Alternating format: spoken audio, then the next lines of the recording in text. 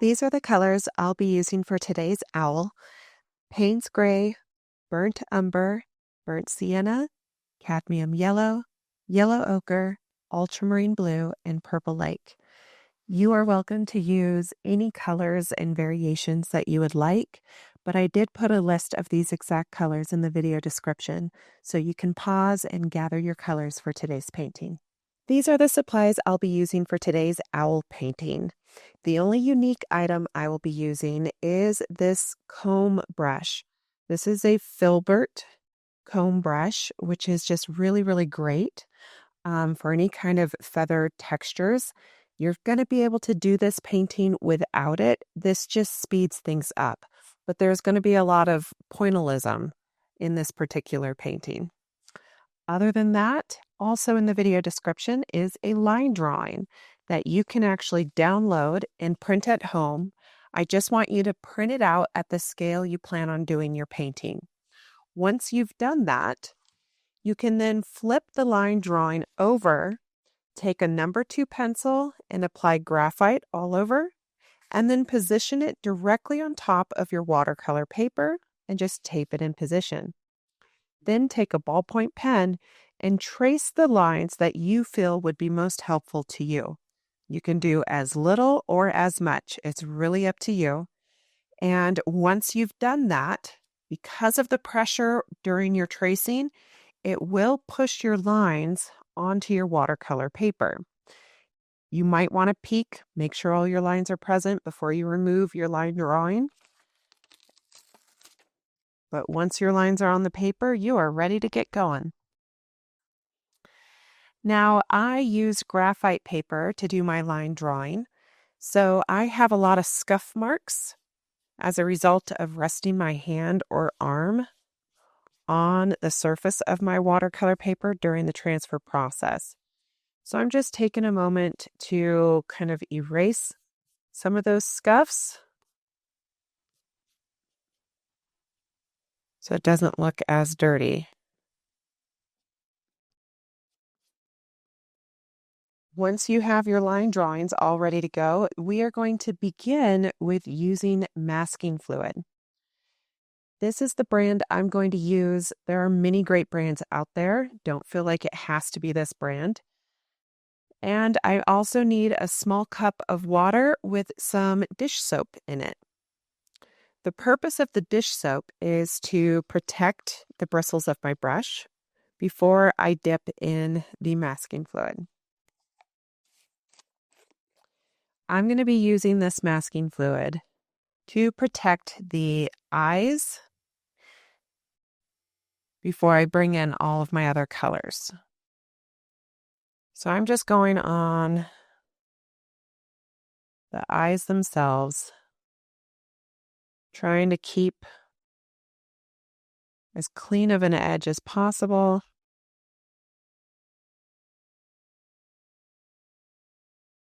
And I'm going to do that to both eyes.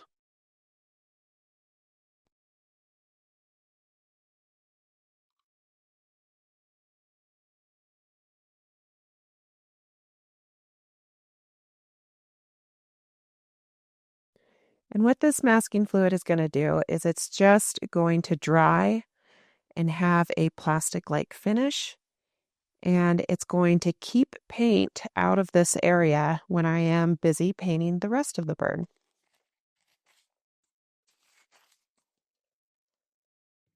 I'm going to rinse all the masking fluid out using that soapy water. Once my brush is clean, I'm going to go one step further and rinse the soap out of my brush. Now I'm going to go ahead and mix up some colors that I plan on using in the owl feathers. I like to incorporate quite a few colors in my whites to allow some reflective color and to give more interest. So you can go as subtle or as wild as you would like in yours. So I'm going to put some clean water in about 3 or 4 wells. And you'll notice that the puddle I'm creating is very small. It's nothing crazy. One of the first colors I am going to mix up is just a very, very soft gray. So this is Payne's gray. And it's just very, very soft. I might even go a little darker than that. There we go. The next color I'm going to mix up is a burnt umber.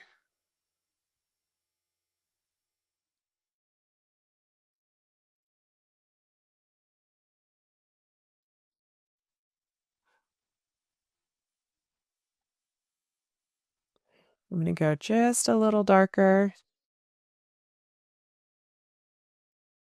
Feel like that works. I'm also going to get a little bit of yellow ochre. Yellow ochre is a pretty strong pigment, so I don't want to grab too much paint before I test it out. I feel like that's good. And then I really like to have really subtle, soft blues or purples in some of the whites of the feathers that are kind of receding. So I'm going to get just the smallest amount of the ultramarine blue, which is kind of like a dark navy blue. You don't have to have this exact color. If you have something else that you want to use, that's totally fine. And then lastly, I'm going to grab just the smallest amount of this purple lake.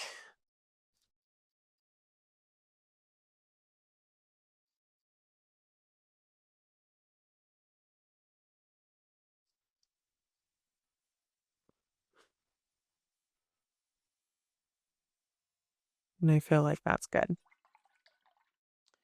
Okay. So my goal with this first layer is really just to add like a fun, interesting base. I'm not worried about a lot of details. I just want to kind of have color and value in the areas that are receding and try to keep the areas of bright white around the beak bright white. If I happen to have some color creep into those areas, I'm not going to stress about it because I do have this bleed proof white or white gouache. That is another alternative.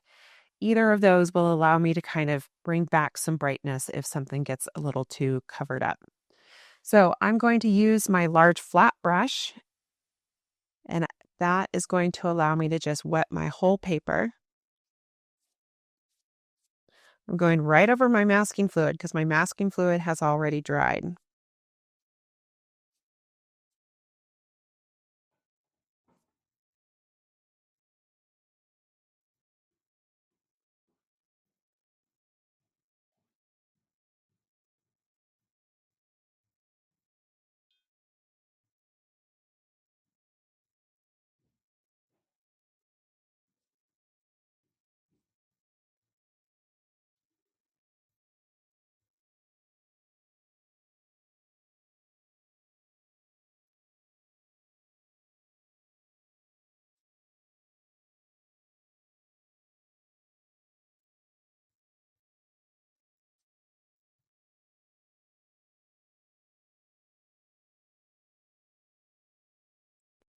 So I'm just making sure that the water I have is wet, but also not puddling. There are some areas where my paper is drying very quickly, so I'm just taking a moment to pause to see if I need to apply another layer of water in some of these areas just to keep them saturated.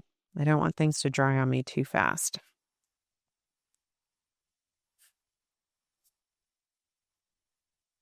Okay, so I have a very even amount of water.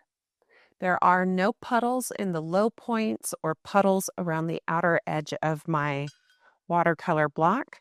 So I can now grab a large brush, this is my number 10 round, and begin applying some color. So I don't want to get too caught up on, the small things. So I'm just going to go right in and I'm going to use the burnt umber around the eyes.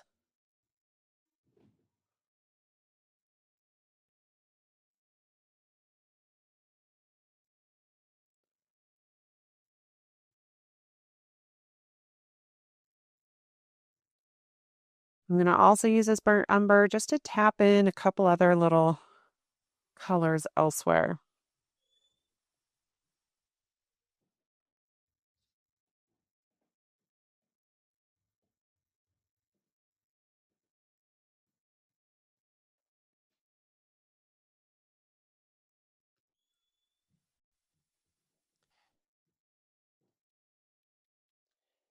Now the paper is going to want to dry pretty quickly in this initial process.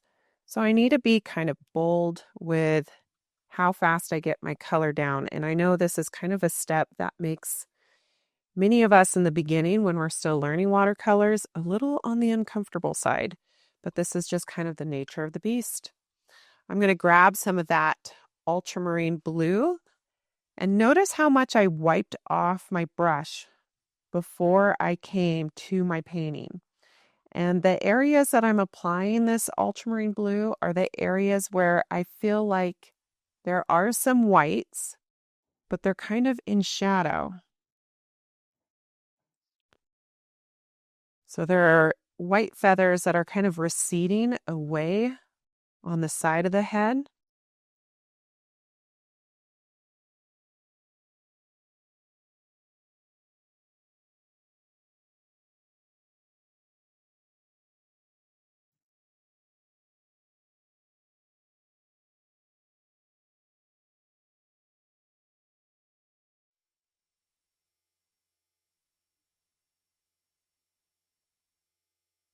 Now, right now, there are some areas of my paper that are losing that gloss, and that's going to limit my working time, and I don't have the colors down the way I want.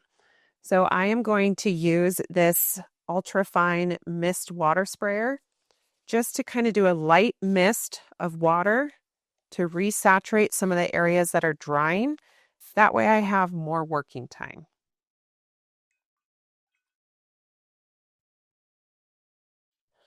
I'm going to get some of the yellow ochres, and I'm just going to kind of dab them in here and there in some of the areas of my browns, just so I have a little bit more variety and interest.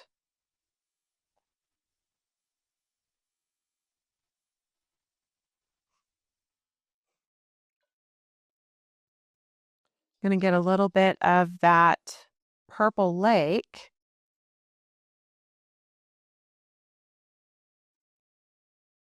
And I like to just kind of be playful with the shadows that I have.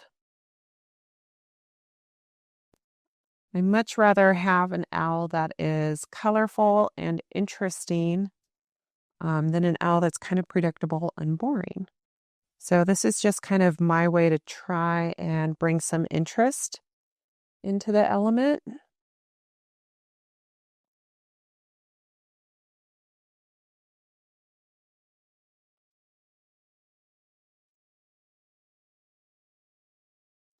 And you can pause this video anytime you want while I'm doing this to kind of give yourself some time to get the colors in the way you want for yours. But try not to be too particular. Just be playful and fun. I'm just trying to maintain whites around the right and left side of the beak. Otherwise, everywhere else I feel like is free game. And the more colors I can add, the more interesting this base will be for me to paint on.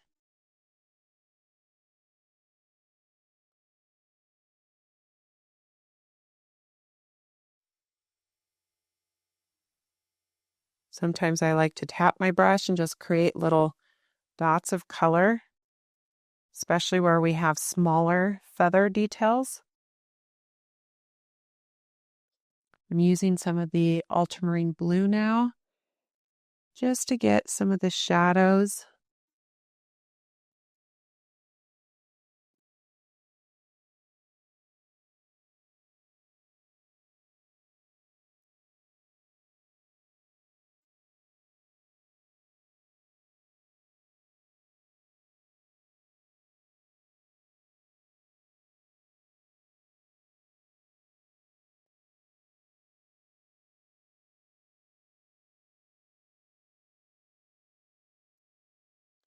And then lastly, I'm going to grab that watered down Payne's Gray, and in just a few areas,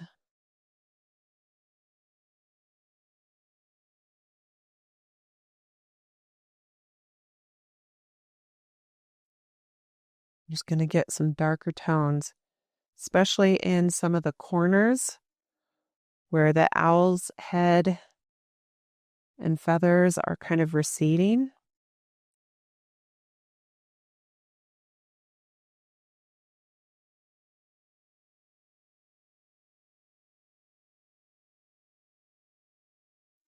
And keep in mind, wet into wet takes practice. But I've learned to not be too critical of, the wet into wet first layer, because I've learned over the years that the layers that go on top are really what determines whether or not the painting is successful.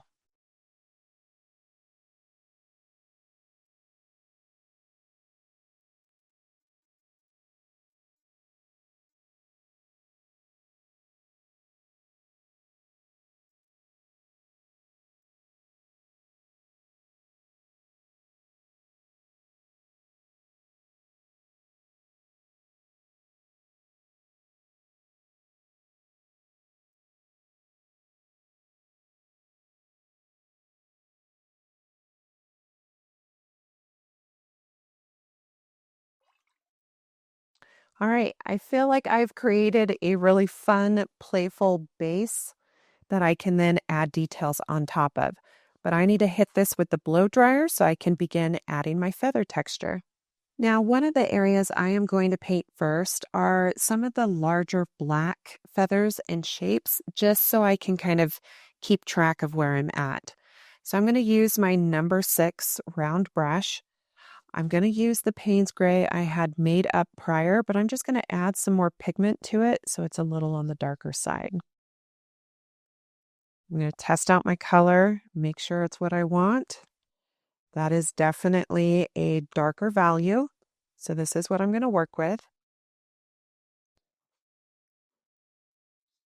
And when I load my brush, I wipe it off on the rim. That way I can kind of create more texture successfully. If my brush has too much paint, it's going to be hard to get that texture. So one of the first things I'm going to do is I'm going to come up above the eye, and following the direction of these feathers, I'm just going to add some contrast here.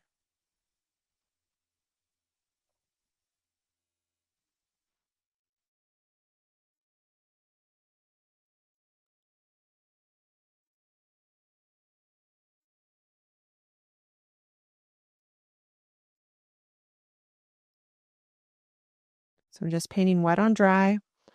I'm trying to create some interesting shapes with the negative space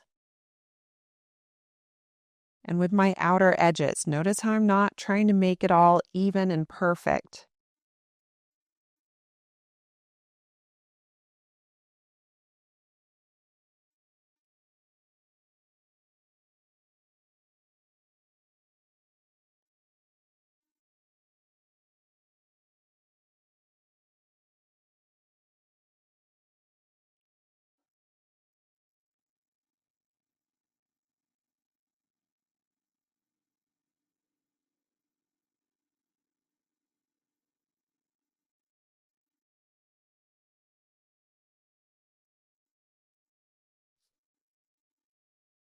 I'm going to do the same thing on the left side, right above the eye.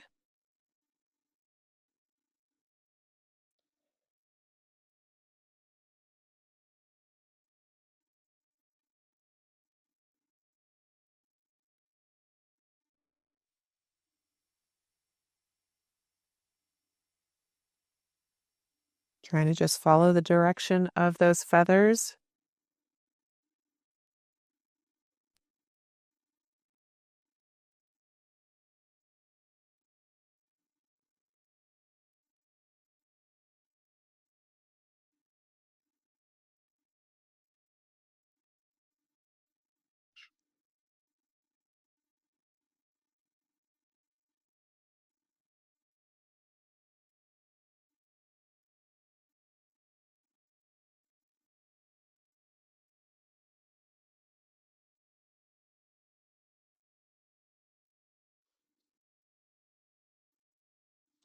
I'm now going to paint the beak, but I want it to be a lighter gray for the first coat. So I'm just going to come in with a watered down gray to paint the first layer.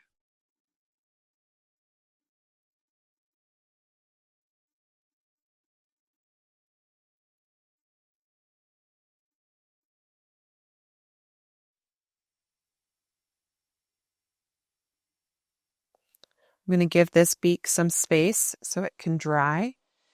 Meanwhile, I'm going to continue with that dark Payne's gray and get some other feather textures in. Remember to always wipe your brush off on the rim of your palette just to kind of get some of that excess off. So I'm just going to come in and try to capture some of the larger feathers, but notice how I'm not just filling in the shape that I see, I'm giving it some texture in the direction that the feather is leaning.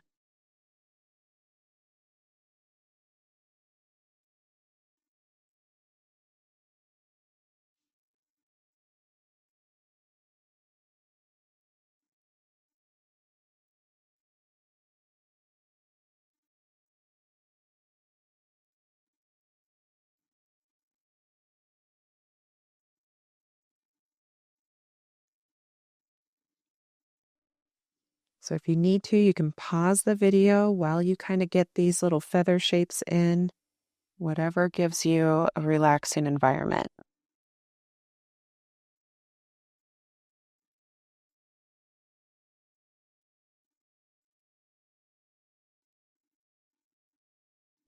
And I'm really just trying to create interesting shapes that are of different sizes,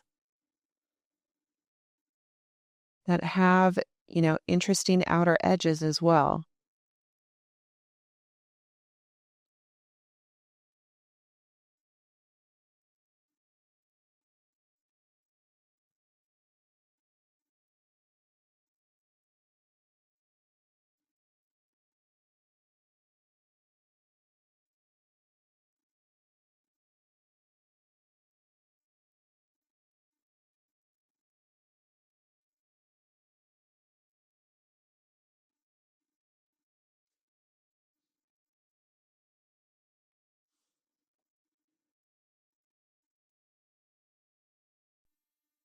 If you enjoyed this tutorial, please hit that subscribe button and give me a thumbs up.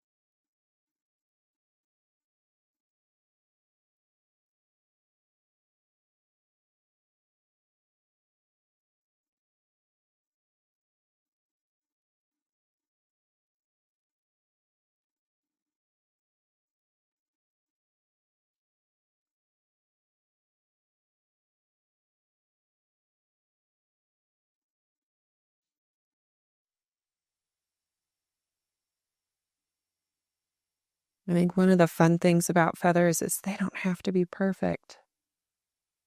They're just little interesting shapes with texture. I'm going to return to my gray. I'm going to water it down just a bit so I can get some color in around the eyes. And this is just layer one, but there's multiple grays in the eyes. So I don't want to go too dark too quickly. So this first layer is about the same value as the beak.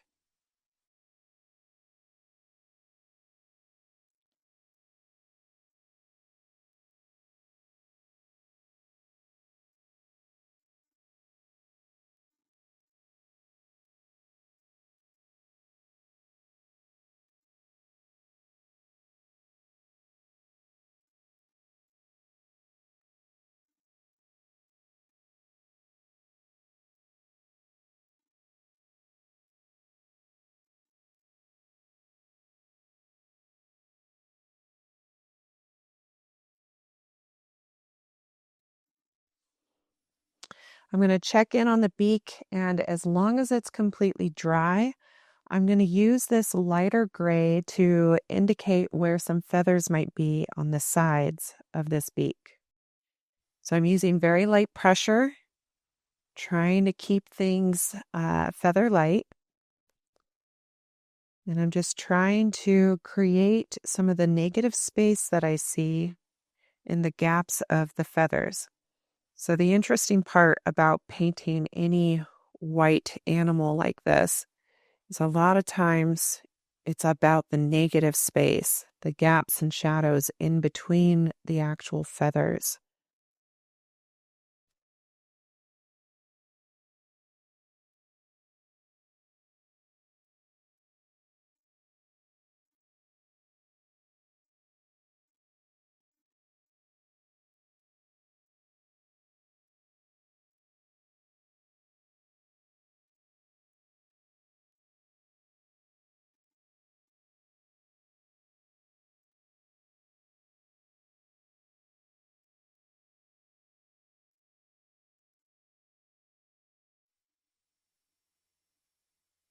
I'm just kind of tapping my brush to create some texture above the nose.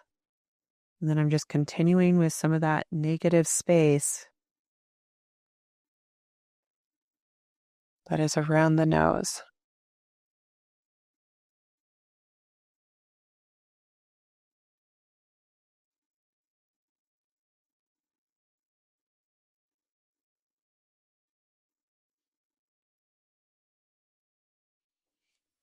I'm going to try and capture some of the shadows that I see in between the gaps of the feathers.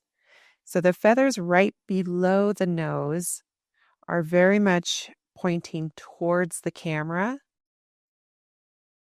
So since they are kind of coming straight at us, we don't really see the side profile. We just see these thin slivers of little gaps between some of the feathers.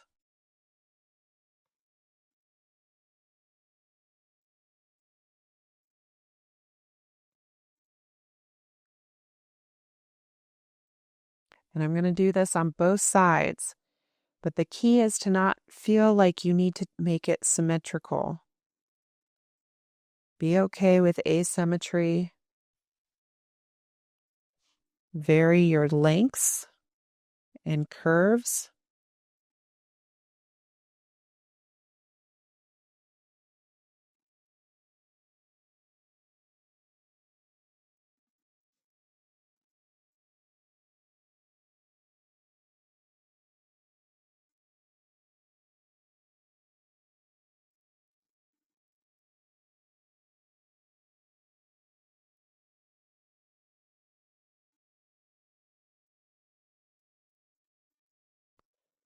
All right, I'm going to return to the eyes with this watered down gray.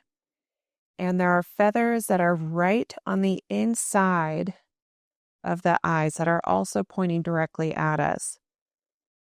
So I am just creating some line work to indicate maybe the gaps between these feathers that are coming straight at us, and try not to just fill it in with gray.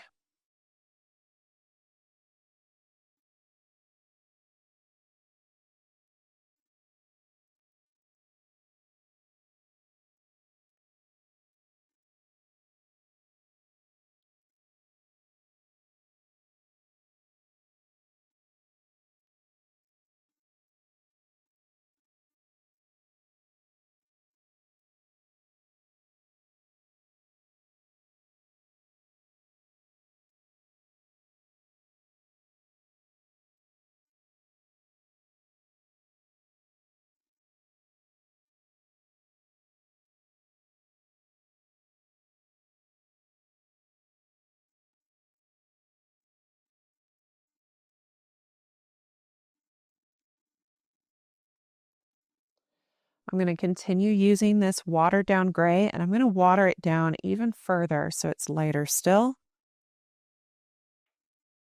And I'm just going to get a little bit of some soft gray textures in for some other feathers.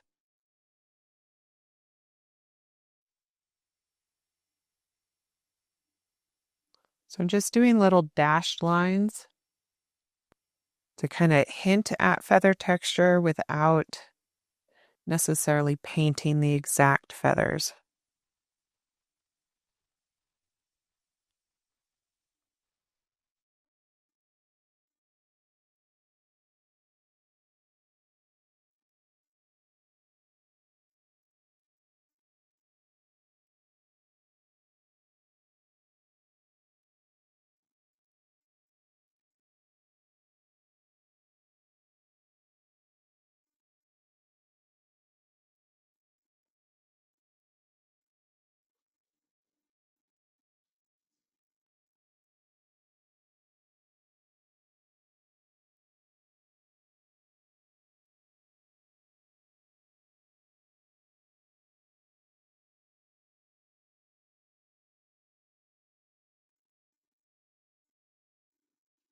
So just doing little line work in different directions.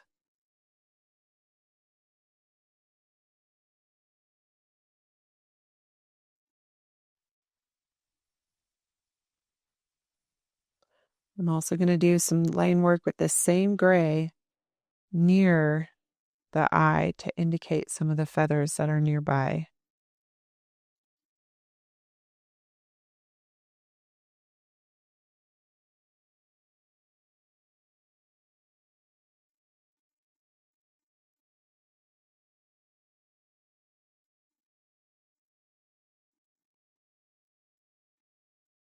I'm just slowly building my values.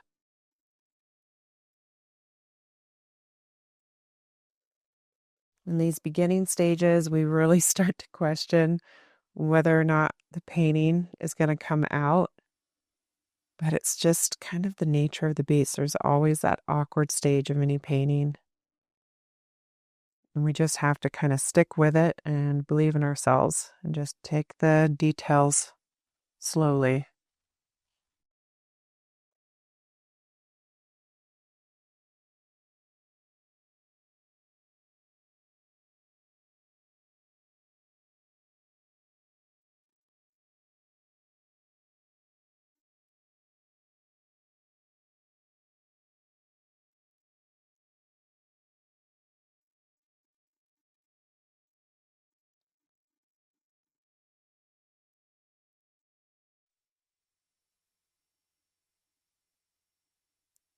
There's some feathers coming straight at us just above the beak.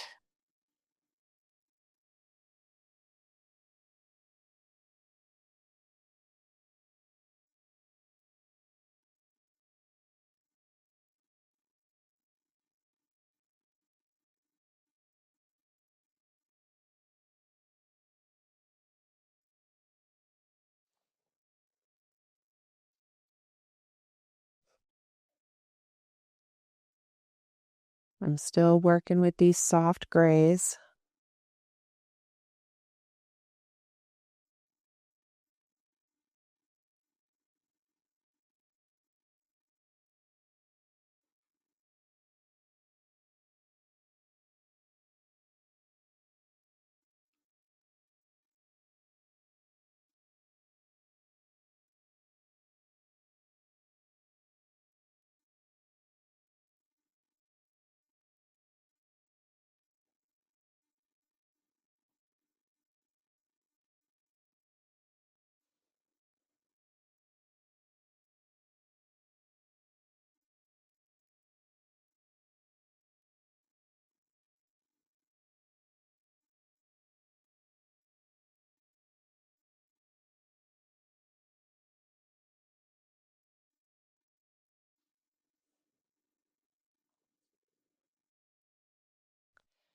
I'm going to use this gray that I mixed up for the beak and some of the darker blacks.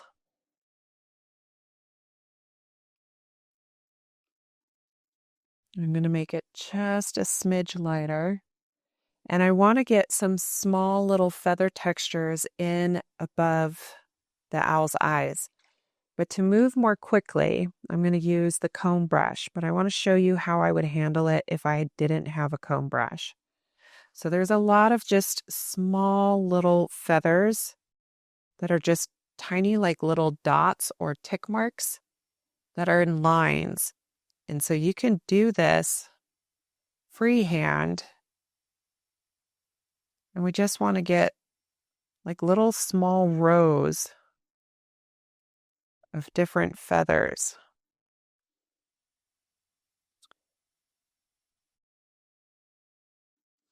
But sometimes using an individual brush can take a while. So I'm going to use a comb brush.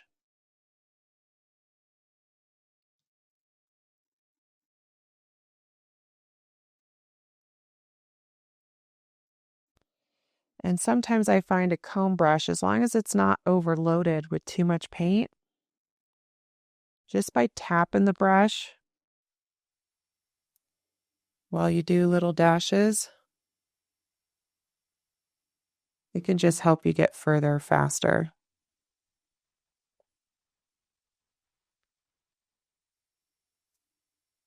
Because in one tap, you get multiple strokes versus the individual brush.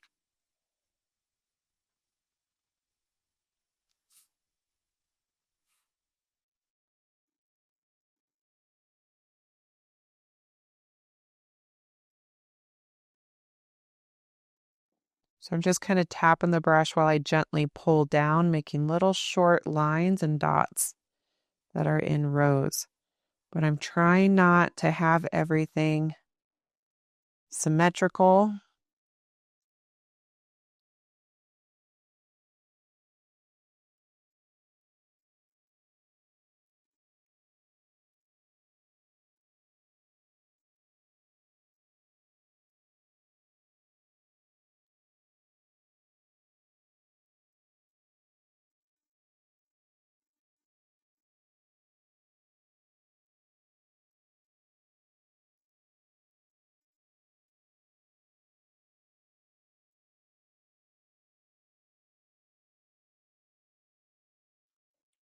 I'm going to use this same brush to get some lighter feathers on kind of the cheek area.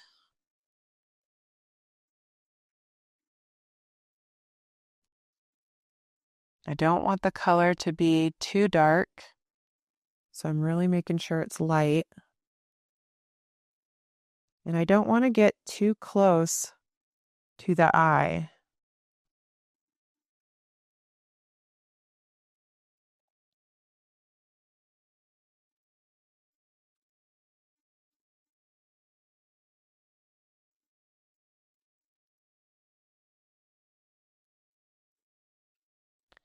But you can see how this comb brush allows me to get some really fun, organic little textures.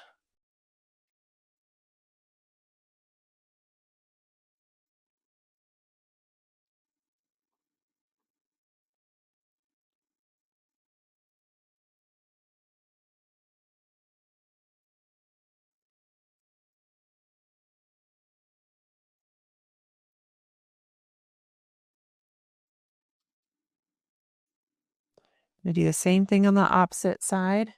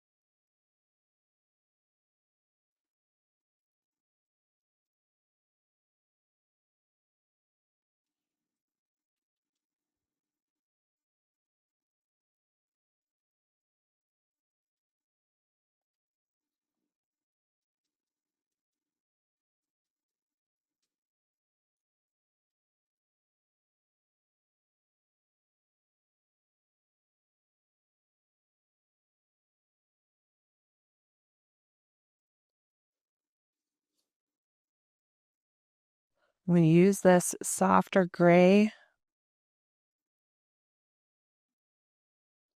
to try and get just a little bit of shadow down. So I'm just kind of tapping it along a diagonal line from the center of the eyes up.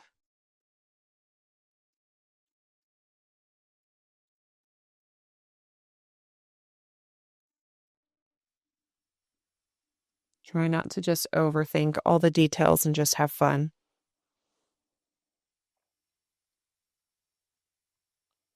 I'm going to put the comb brush down and I'm going to get my number 6 round.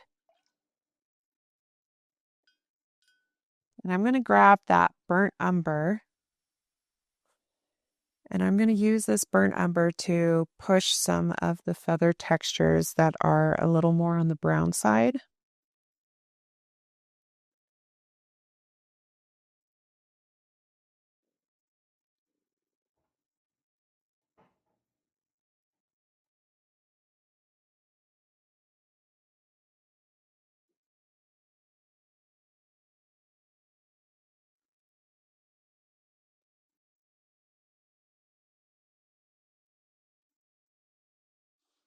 And if you feel like doing the brown texture would be faster using the comb brush, you can use the comb brush.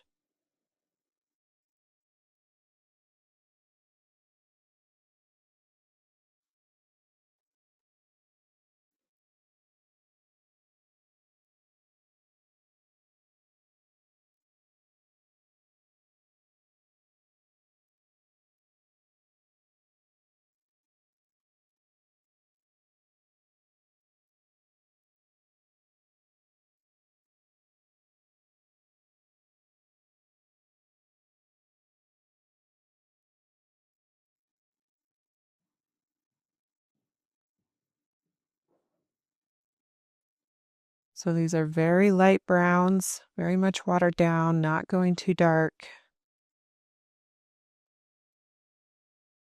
I like to build everything very gradual.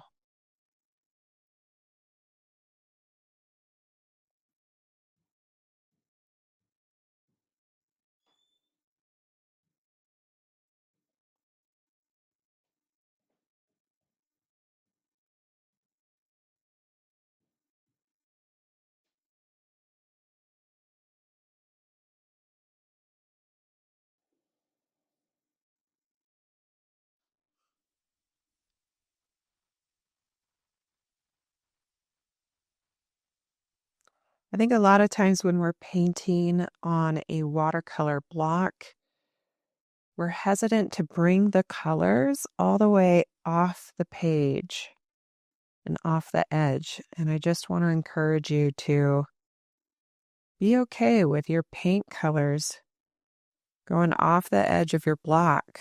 Don't feel like you can't touch the edge of your painting or paper.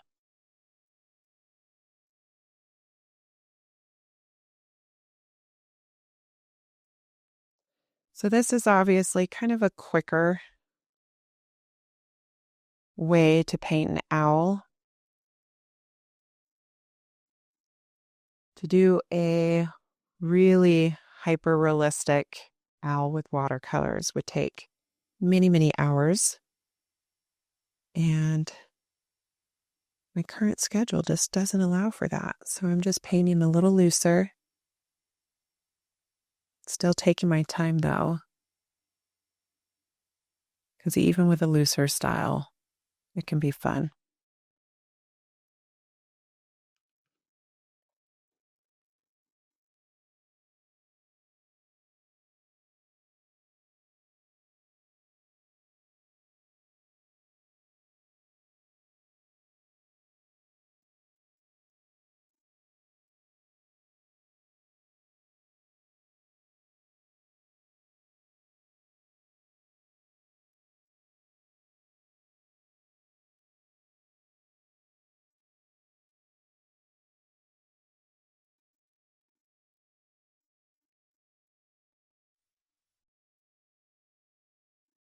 There are some areas where the browns are a little bit more vibrant. So in order to get that vibrancy, I have to consider doing a second layer in those areas. but I'm not doing it everywhere.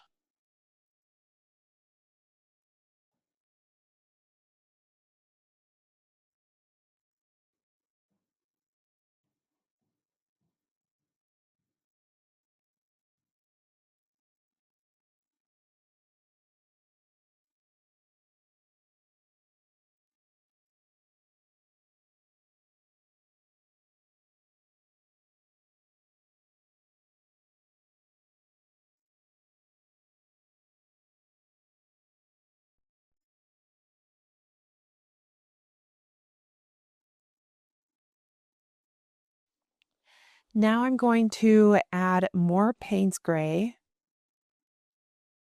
so I can get closer to a richer black. I want to really push the contrast. So although I have quite a few dark grays where some of my black feathers are, in order to get the texture the way I want, it's going to take multiple layers. And I have to just be mindful of my negative space and allow some of that negative space to pop through with the softer grays. And that's going to help give dimension to the feathers.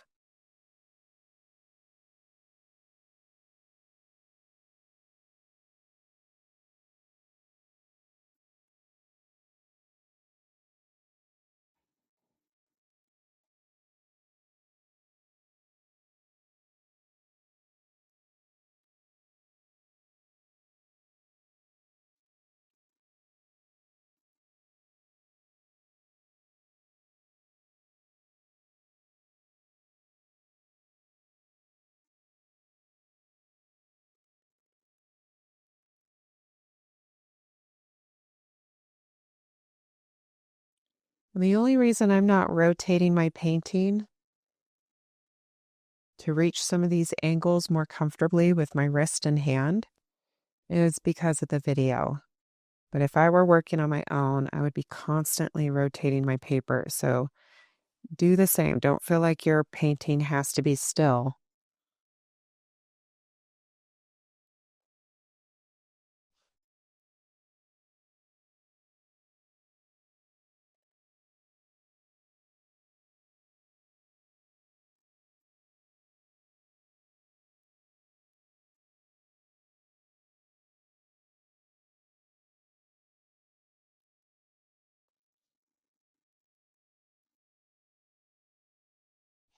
Now I am going to add a small amount of masking fluid to the outer edge of the beak.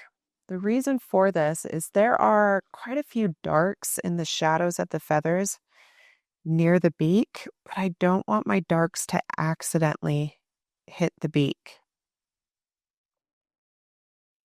So I am going to mask just the beak area. And when it's dry, I can then paint the darker shadows a little more quickly without fear that my black line work is going to end up running into the beak where I don't want it.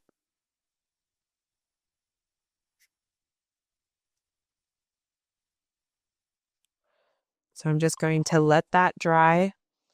I did make sure to coat my brush with the soapy water before dipping in the masking fluid, but I also need to make sure that masking fluid is really well rinsed out as well as the soap before going back to painting. So I'm continuing with this really dark black, and in these little groupings of feathers up on the forehead, I'm going to do kind of the same thing where I'm continuing to push my darks without feeling the need to completely cover up all of the grays from the first layer because I want that dimension. So leave that negative space, it's important.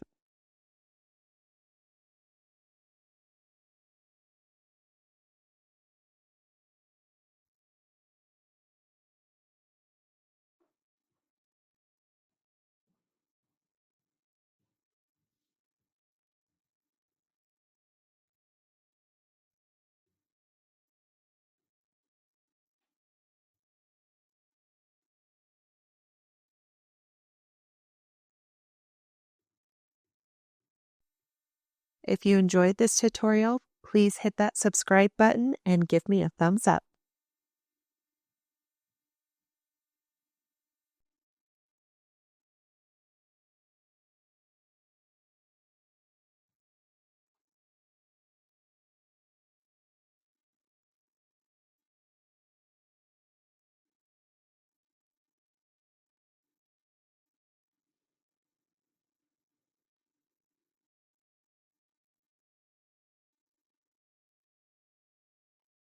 I'm now going to use my number 6 round with a dark Payne's gray to push the values of the shadows that are near the beak. So I'm holding my brush very vertical. And because that masking fluid is there, I know that I can hit the nose or beak and not have to worry about it.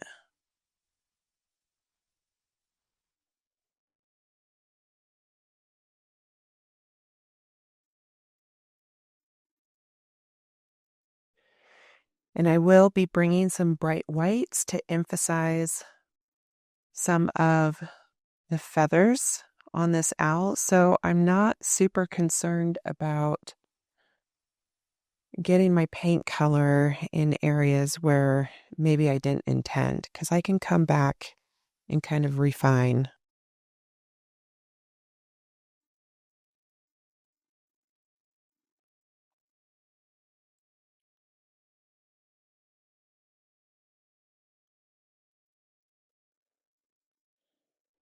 I'm going to continue with this dark black, or Payne's gray, I should say.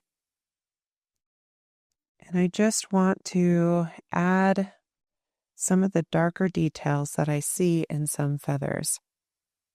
And I think this is the part that kind of takes some practice, identifying, rather than trying to think of the concept of feathers, I ask myself, well, what direction are those lines?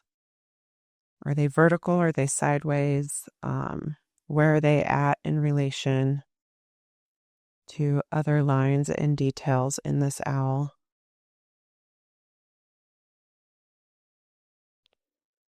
And I really try to not think of them as feathers. Instead, I just think of them as small shapes that, when put together accurately, will look like feathers when done.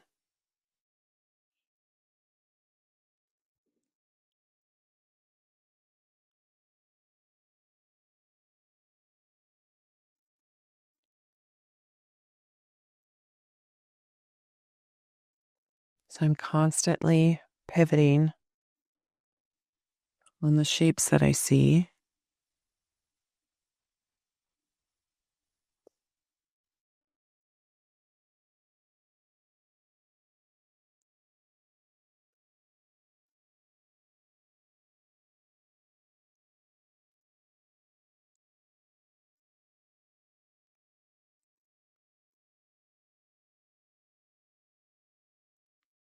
Sometimes I even see little dots.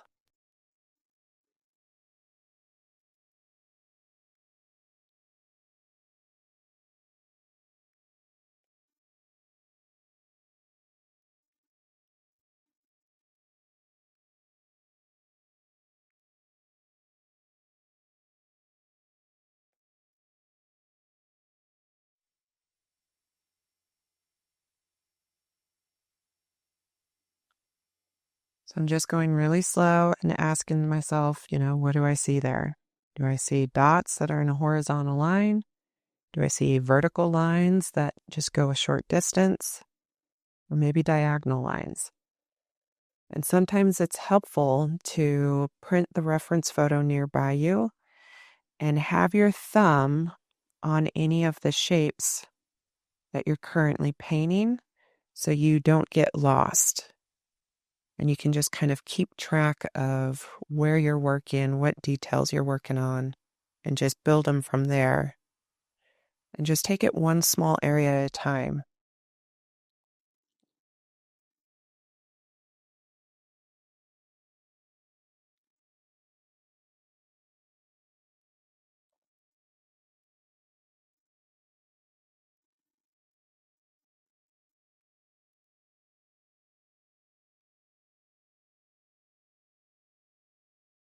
And just remember not to overload your brush with too much paint, or you're not going to be able to get those thin, wispy lines.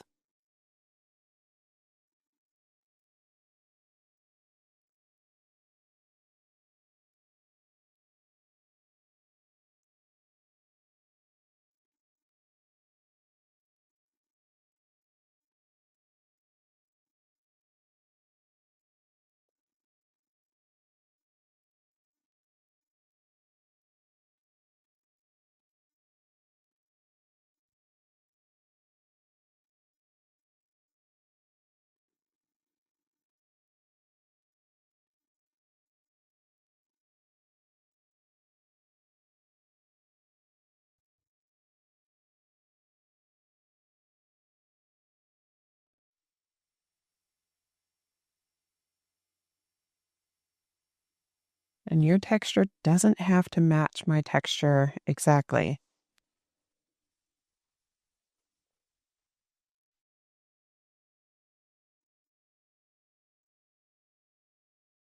I'm going to do the same thing on the opposite side. Just trying to focus on what shapes do I see, or what length of lines do I see.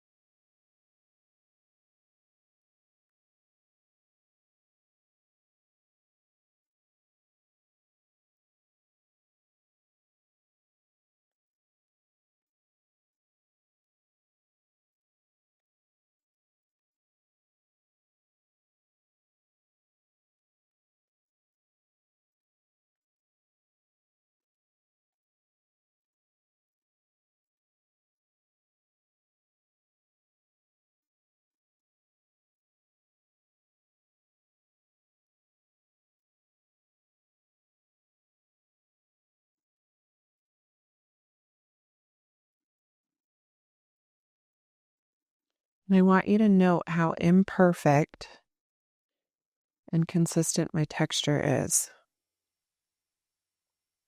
It's really important that you don't psych yourself out of the process it takes to paint this texture. Don't be afraid to get in there and make some lines that may not be right. Just keep practicing.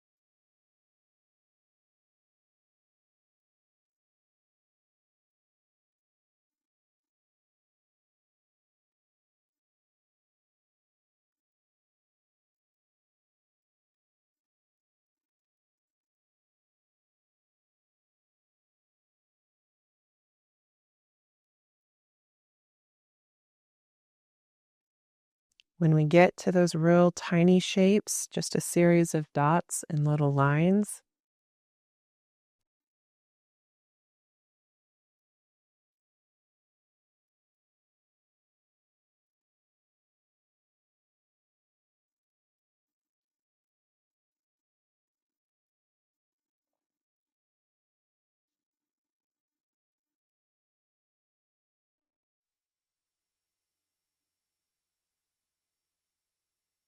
it's easy to become overwhelmed in a subject like an owl.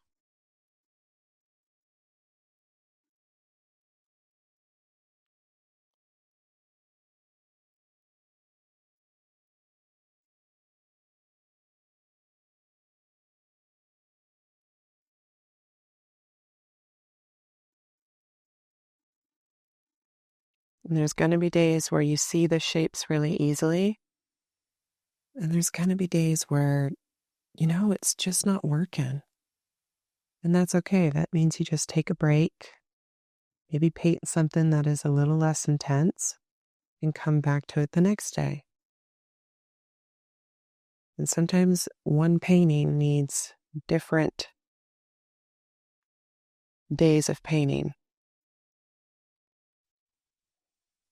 just so you don't get burnt out on it.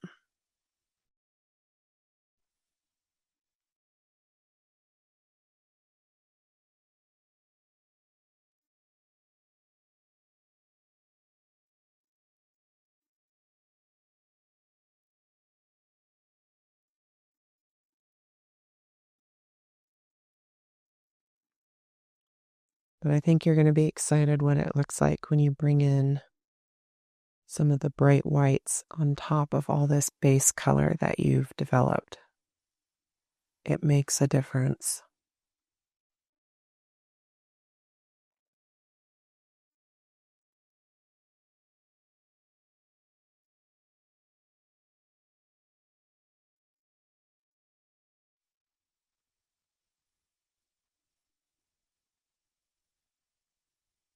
Sometimes I see textures that are kind of lined up in diagonals.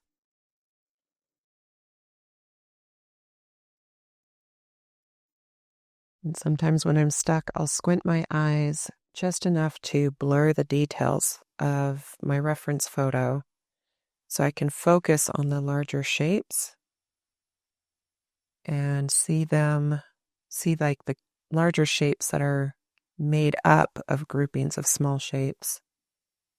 And it kind of helps me narrow down where my focus should be. Because sometimes texture like this can be really overwhelming to look at and try and decipher.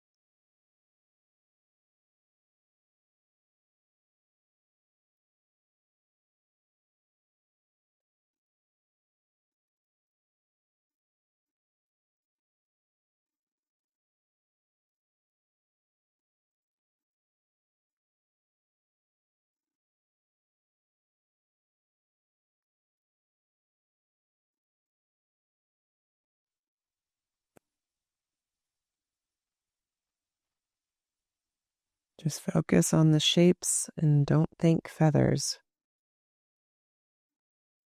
Do you see a series of lines that together kind of create a triangle? Do you see a series of dots that kind of go at a diagonal angle?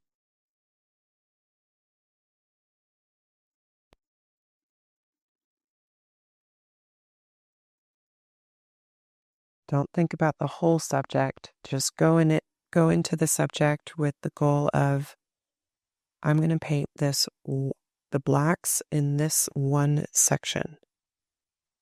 I'm not going to worry about the rest of it, but if I'm consistent and I keep up, it will eventually all come together. I just have to be patient, and I can't doubt myself or start criticizing the painting when we are very much still at the beginning stages.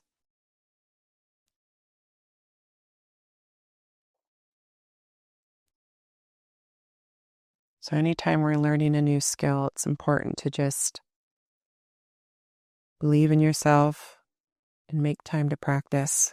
And it's okay if in the very end, it's not quite what you wanted.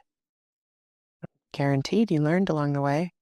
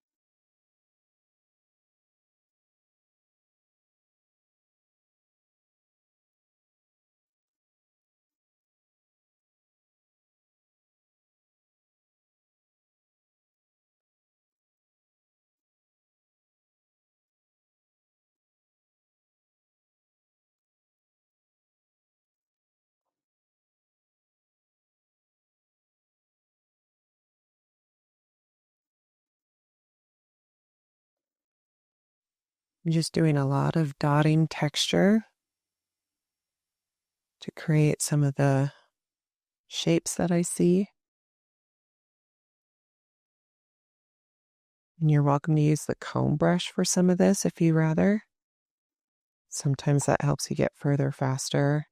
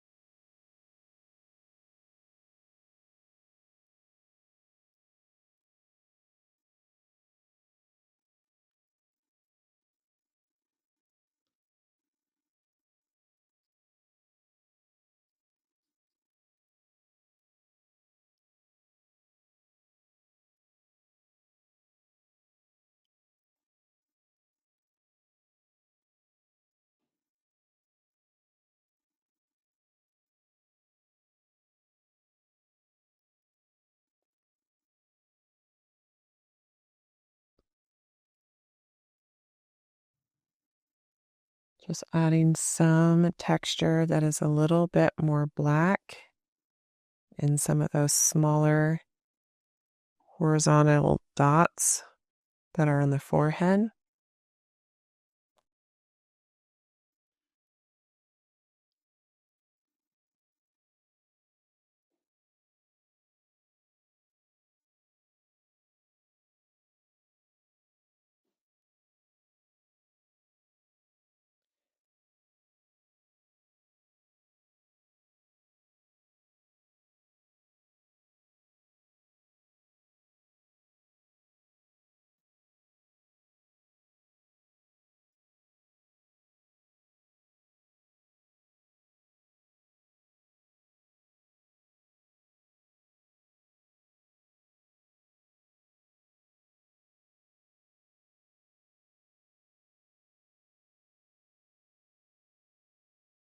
And your dots don't have to be in the same areas as mine.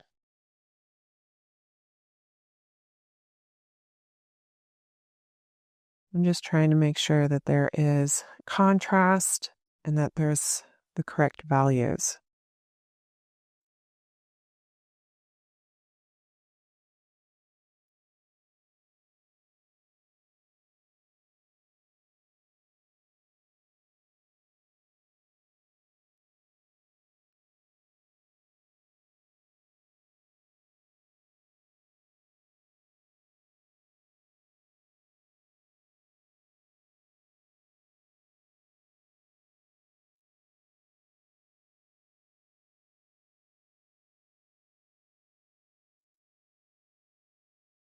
But you can see as these layers build, if you don't become too hyper-focused on the individual strokes and instead just look at the overall effect that bringing all of these textures together is doing, you're going to begin seeing your owl come to life. And again, just ask yourself, which...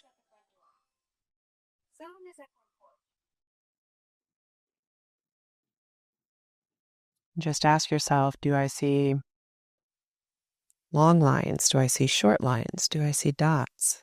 Are they pointing up? Are they pointing down? Are they going at an angle?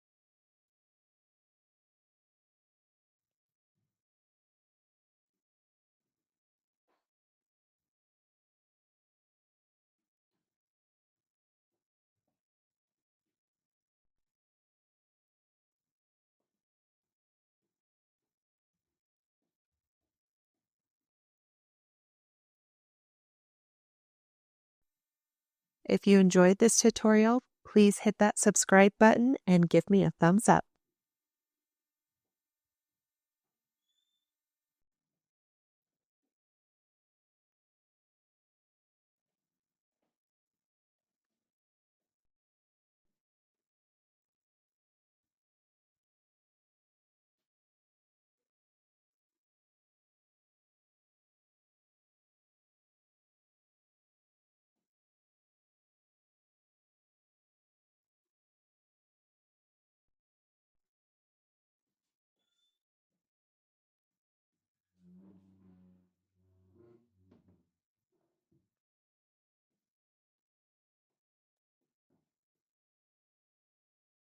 I'm going to continue building my values.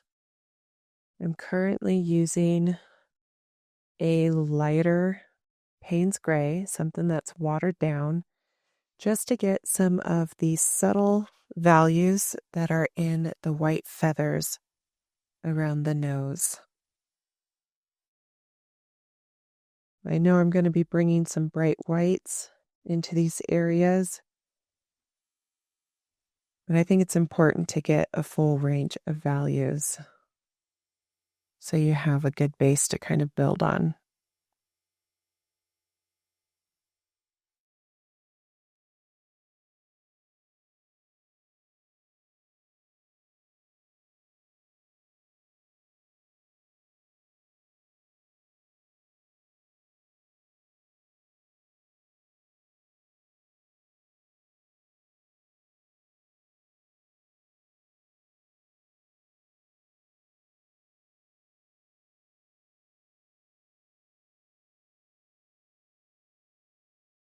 So any areas where I feel like there is absolutely no texture, I'm using this soft gray to just go in and do some sparing little tick marks or dots, whatever it is my eyes see, just so it doesn't look flat.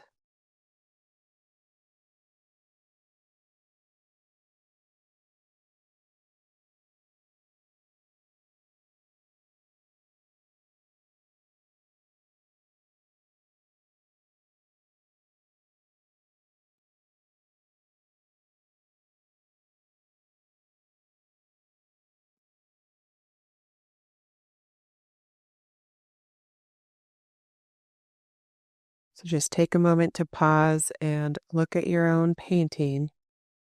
If there's any areas where you feel like there's absolutely no texture established, that would be a great place to go in with some really soft grays, just to do a couple dashes, a couple lines.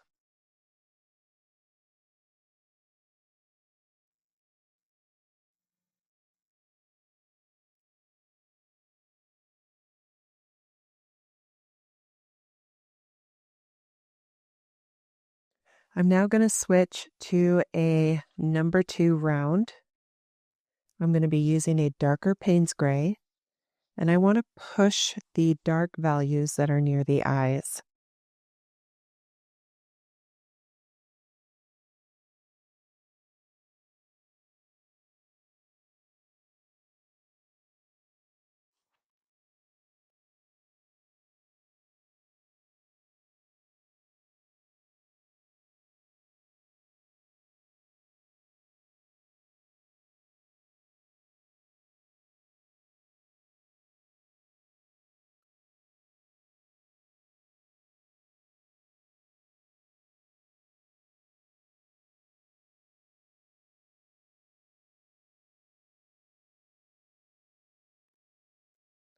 There's a lot of dark blacks right underneath the eyelid or the feathers that are over top of the eye.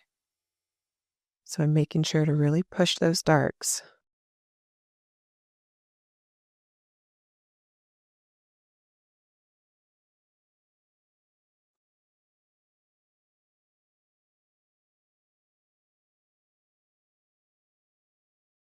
As well as on the inside of the eye as well.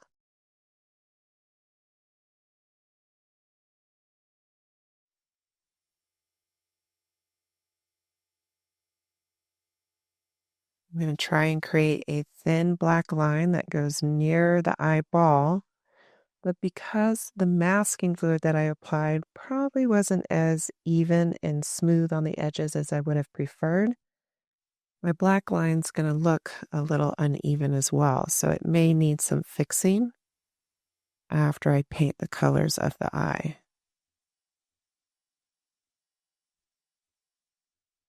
So I'm trying to just kind of establish a little bit of the ridges that go around the owl's eye that are more circular.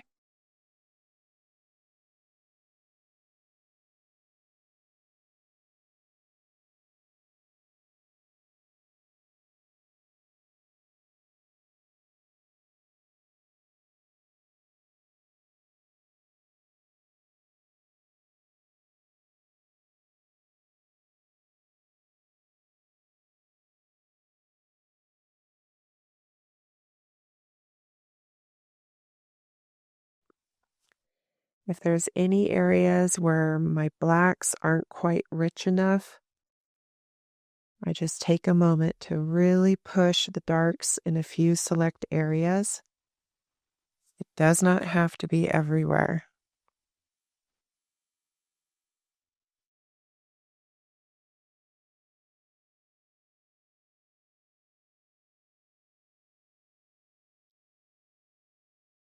And watercolors are only going to go so dark, so there's always going to be a little bit of a softer end product with watercolors.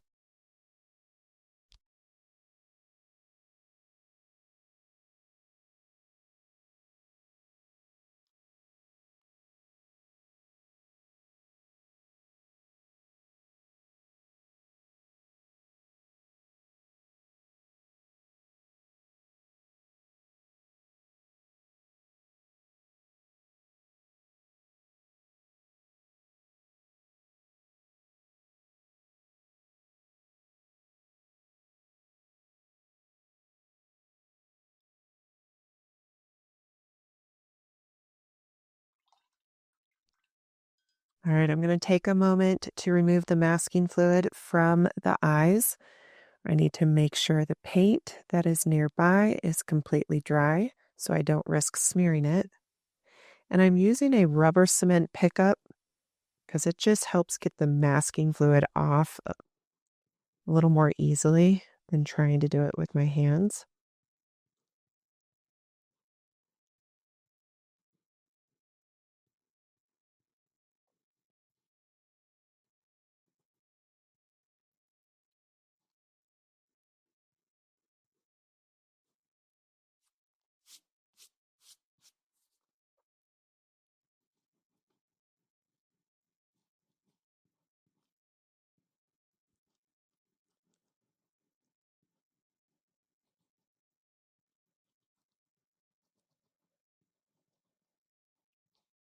When I remove this masking fluid, I may or may not be pleased with the outer edges.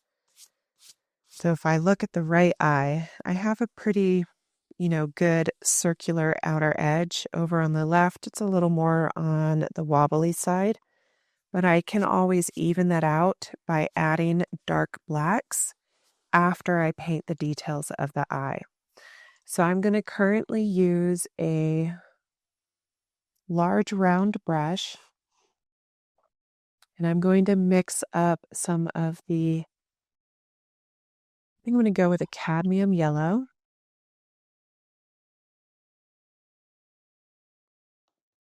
I want it to be really nice and vibrant.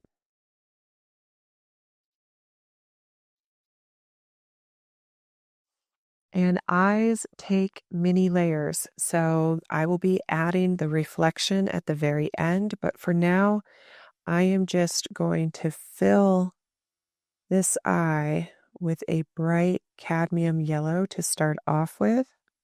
And once it dries, I'll just start building on these layers because it's going to be such a focal point of this little painting.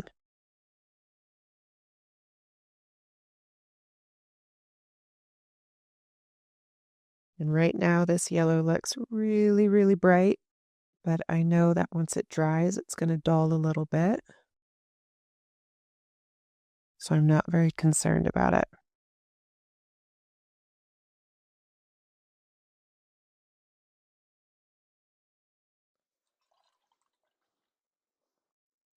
So while that yellow is drying, I'm going to take a moment to get my bright white paint, this bleed-proof white.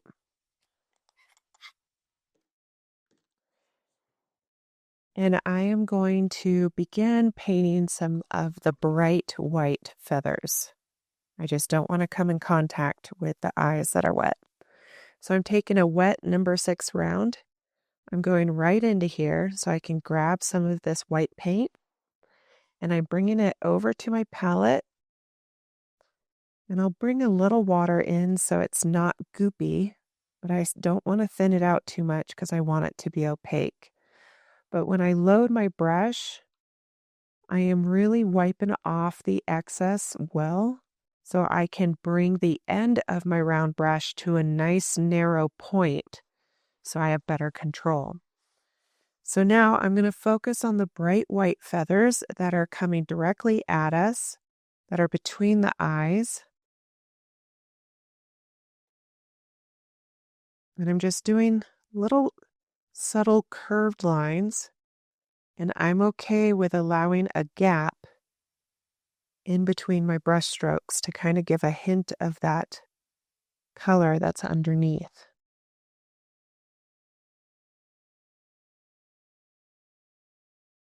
So I'm just doing curved lines.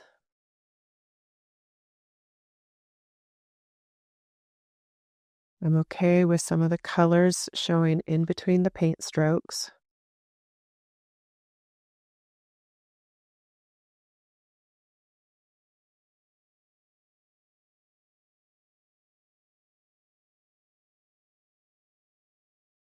Making sure my brush doesn't have so much excess that I end up getting really wide feathers. I want to keep them nice and narrow.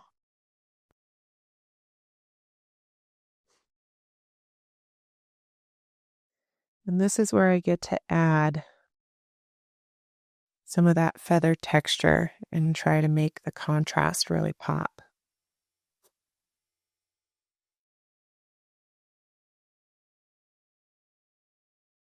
So like I said, you can do this with white gouache, whatever materials you have in your collection.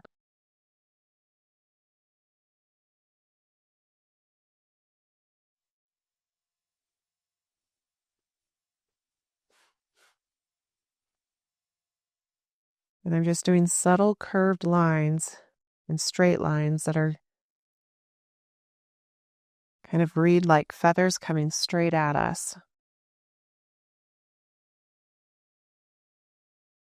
And I'm trying not to focus too much on symmetry.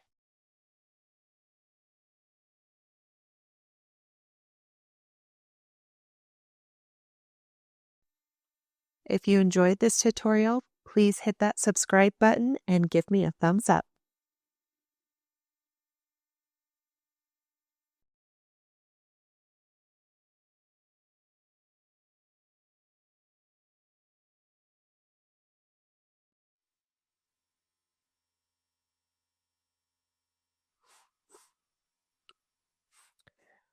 So it might take a couple layers to get the brightness that I want.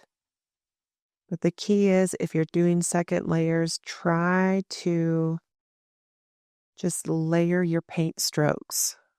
That way you're not just filling it completely in with white. Try to trace your previous white feathers with a second coat, maintaining that negative space and gap between them.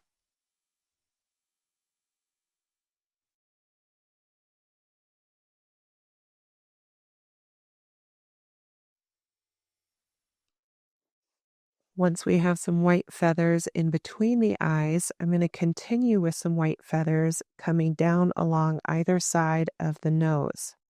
And because I have that masking fluid on the nose, I don't have to worry too much about my white feathers accidentally overlapping.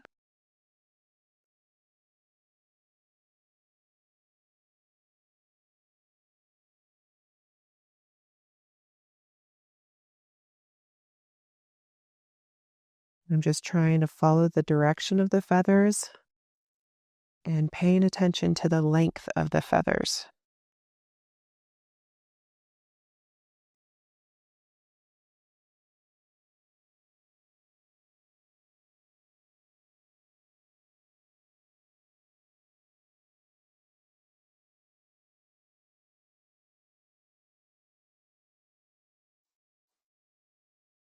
I'm going to do this on the opposite side as well.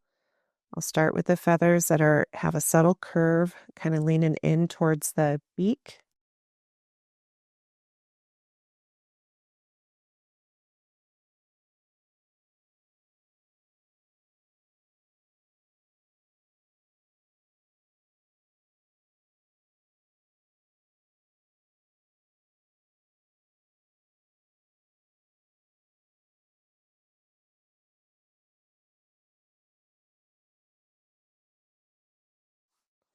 I'm going to add a little bit of some of these white feathers on the underside of each eye, just to give a little bit of brightness.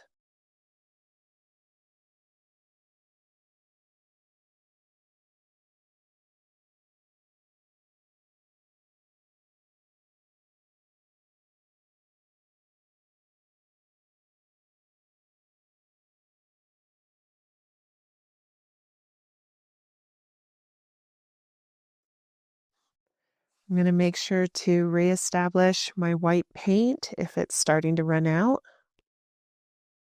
Again, I want to have water in my mixture, but not so much that it dilutes my white to where we can't see it, because I want that opaque white. So I'm going to load my brush, but wipe off the excess really well so I can maintain a nice point at the end of my brush. And I'm now going to create some of those white feathers that are coming straight at us, that are on the underside of the beak.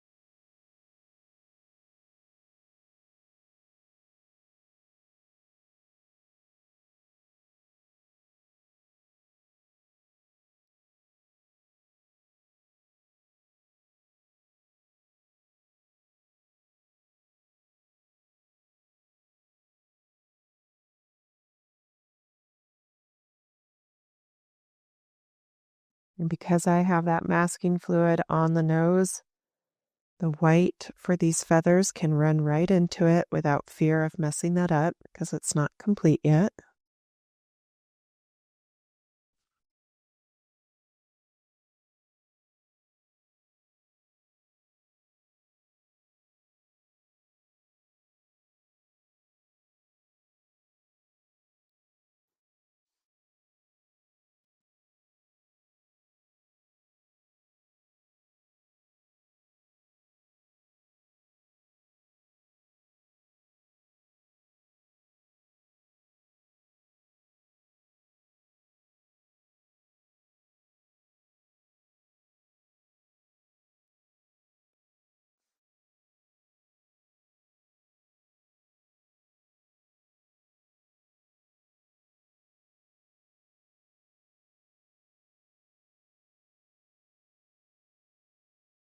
I'm going to add just a little bit of these white feathers up in the corners.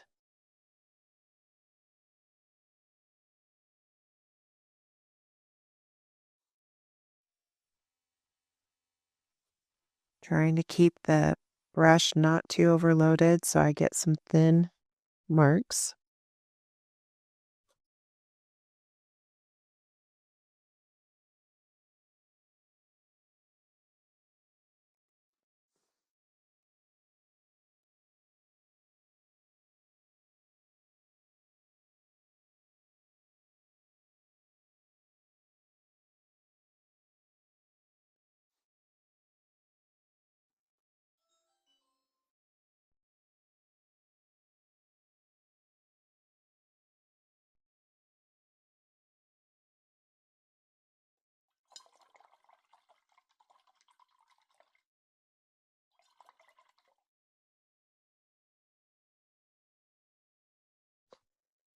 I'm now going to get some burnt sienna so I can continue to build colors in the eyes. I'm going to water down this burnt sienna so it's not too dark. And I'm going to start by applying a glaze of this color towards the top to create a shadow just below the eyelid. And then as I work my way down, then I'm going to actually embrace having a little bit more texture.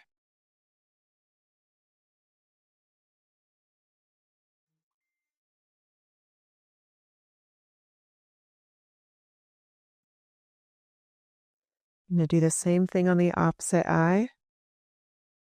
I'm going to get a good amount of that burnt sienna towards the upper half. And then as I come down lower, I'm going to embrace a little bit more texture.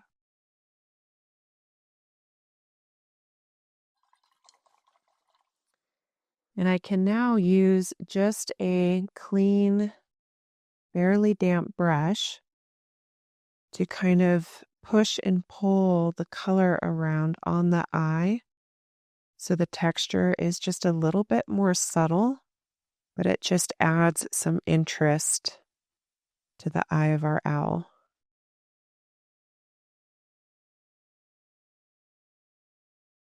So I'm just staying low with the texture that I'm kind of pushing and pulling around.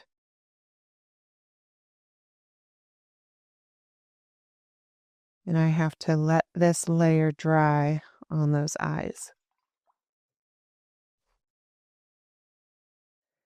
Once you're happy with some of the bright whites that are near the beak, then you can pull off that masking fluid. But I feel like for me personally, I haven't quite achieved all the whites that I want. So there's a little bit of some white that is on the bridge of the nose. So I'm going just above my masking fluid to create some of those whites. And I need to let that dry. And some of these whites, I just want to make a little bit bolder before I remove that masking fluid.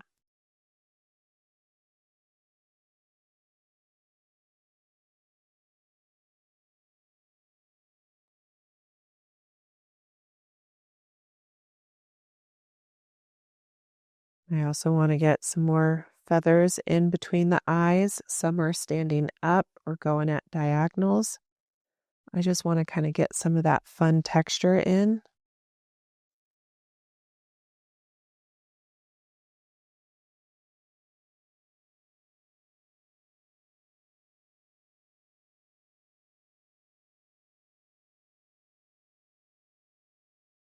I also want to get some bright whites just above each eye on the outer corner.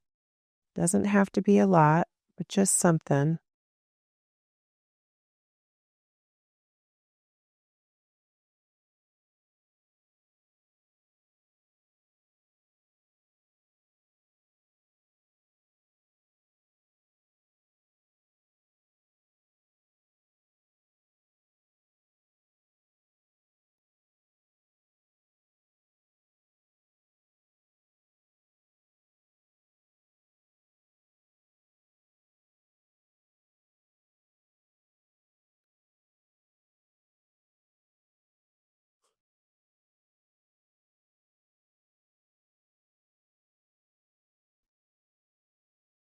And I like to take moments to kind of pause and look at things, ask myself where I need more contrast.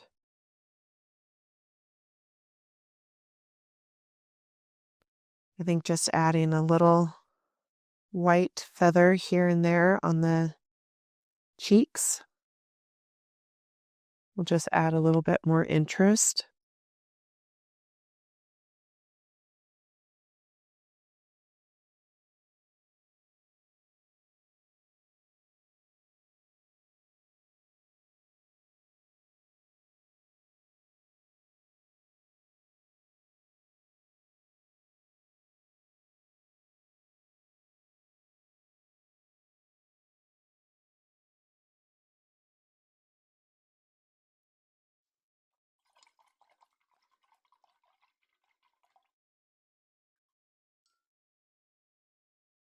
I'm now going to get some burnt umber.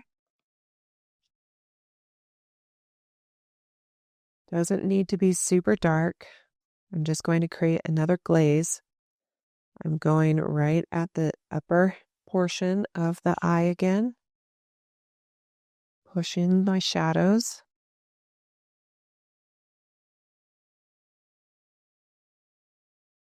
I can dry my brush of any remaining paint on a sponge or paper towel, and I can use that nearly dry brush to kind of feather and push and pull around that edge to create some texture. And I'm going to do the same thing in the opposite eye. So I'm bringing that burnt umber in, pushing those shadows.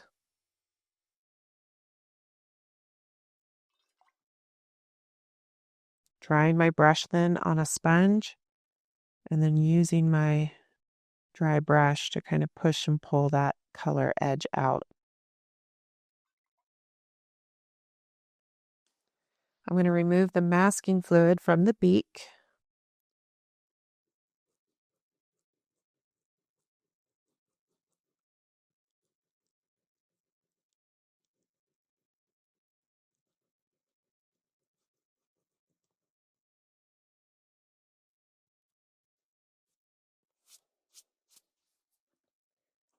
And I'm going to use a small brush with some of the dark Payne's gray. And I'm going to really push the values on the outer edge of the beak so it has some contrast.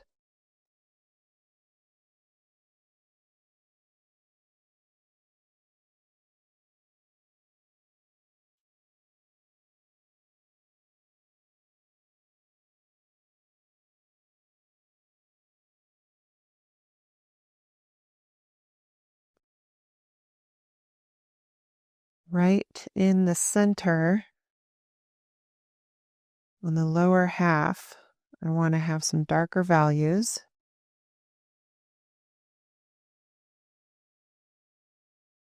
And notice how I'm embracing having some texture. I want this beak to kind of have some wear and tear, so it kind of shows the life and age of the animal. And now I'm going to rinse my brush and dry it off on a sponge. And with this barely damp brush, I can kind of push and pull the edges of some of these paint strokes around just to soften it a bit so it's not too intense.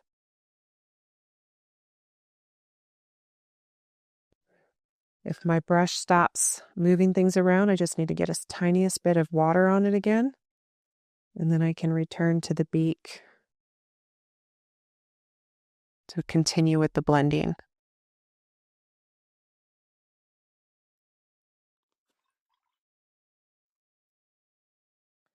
I'm going to rinse my brush really well and grab some of that opaque white.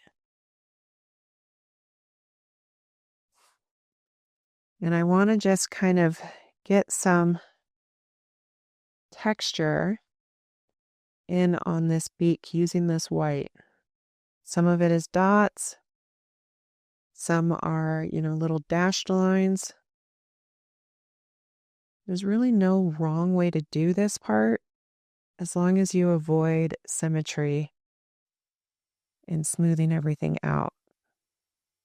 And I'm not overloading my brush, so it's kind of more of a dry brush technique.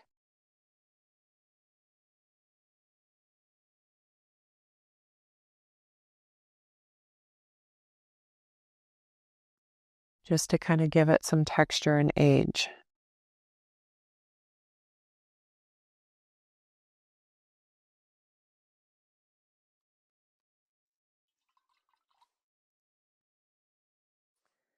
I'm going to check in on the eyes, and those still need some time to dry, so I'm going to hit those with the blow dryer.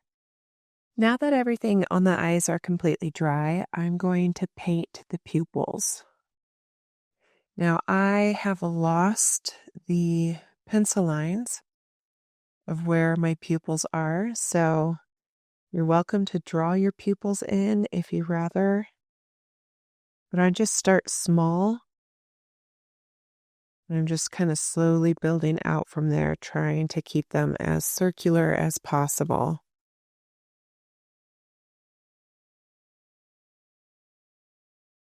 I have them shifted just a hair to the left, so they're not perfectly central.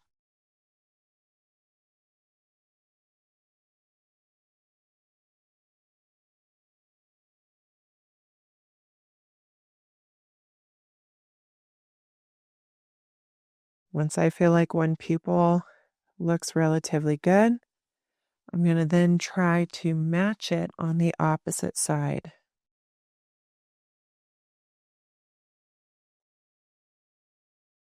I'm trying to be aware of the distance between my pupil and the inside of the eye, so I can try and match that distance as much as possible.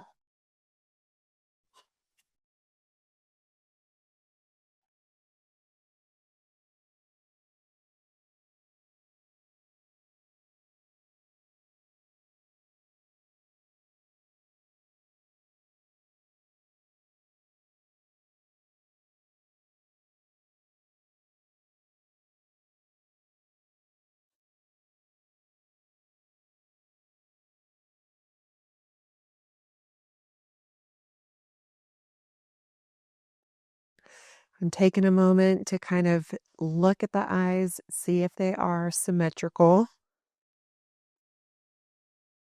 And I'm just going to make really, really tiny adjustments, trying to remind myself to go real slow to avoid making them bigger and bigger and bigger.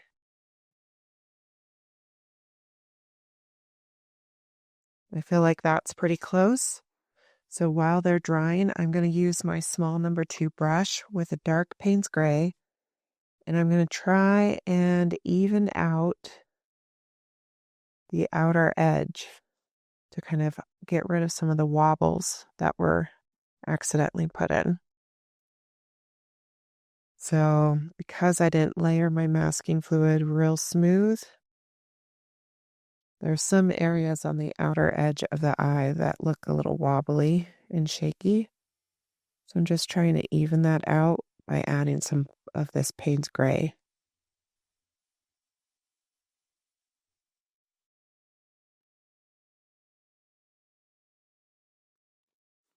I'm going to do the same thing on both eyes.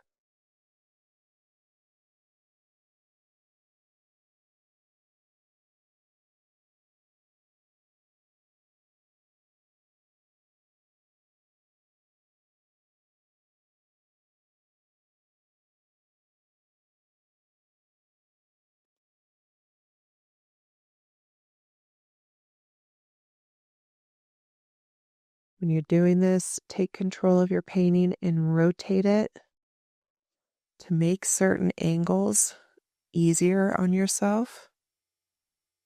The only reason I'm not rotating mine is because of the camera. So the execution would be better if I rotated my painting. I'm just adding a second layer of Payne's gray to the pupil after it's dried, using very, very gentle pressure so I don't gouge the previous layers.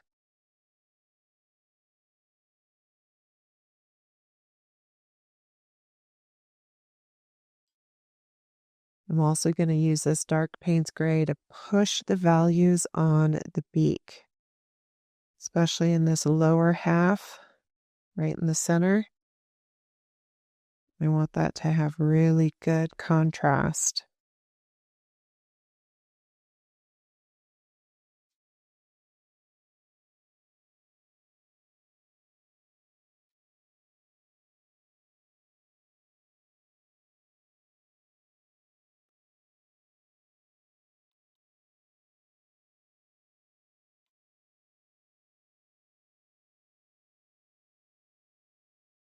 I'm going to use this dark Payne's gray just to continue pushing the darks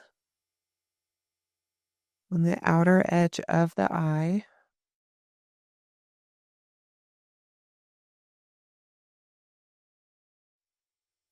Trying to capture some of the ridges that are around it.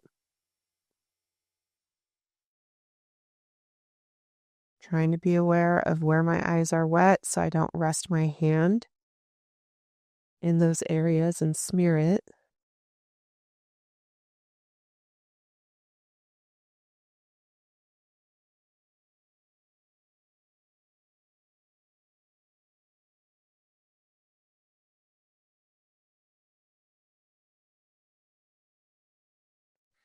I'm going to hit the eyes with a blow dryer so I can get the reflections in.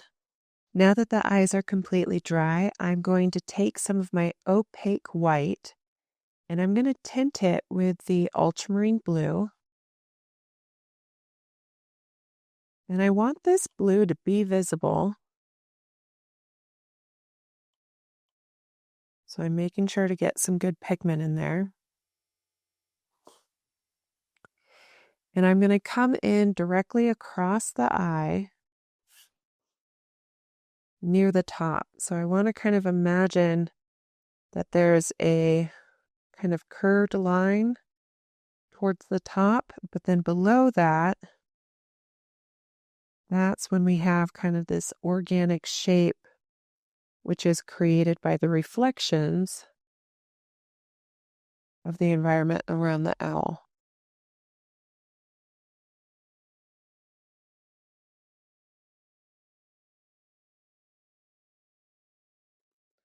I'm going to do the same thing on the opposite eye. I want to kind of mimic that reflection angle. So it kind of starts just above the pupil and curves out. And this angle is created by the shadow of the eyelid.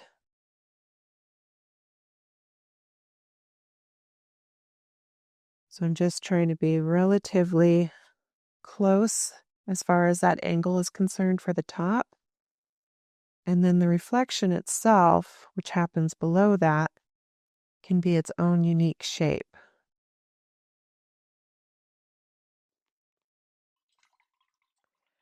I'm now going to dry this reflection and add some bright whites. Now that the blue is dry, I'm going to get some of that bleed-proof white using my small number 2 brush. And I'm going to go right in here on top of parts of the reflection and just add some bright whites.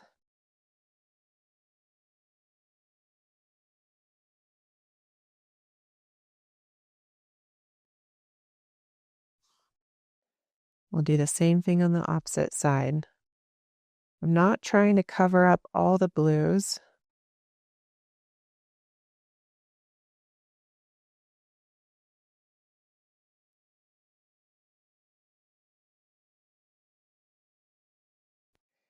And since I have some of this bleed-proof white left, I'm going to add just a few smaller white feathers that are kind of below where a human's tear duct would be. So kind of below that halfway point on the inside of the eye. And I'm just going to add just little hints of small feathers just to brighten that up a bit.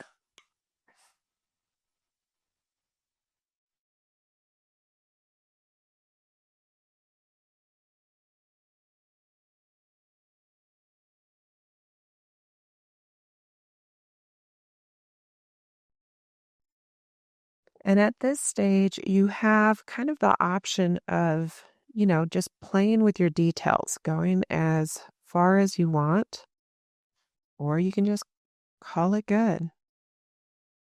Since I have a little bit of this extra bright white, I'm just choosing to go over a couple areas where maybe I want it to be a little brighter.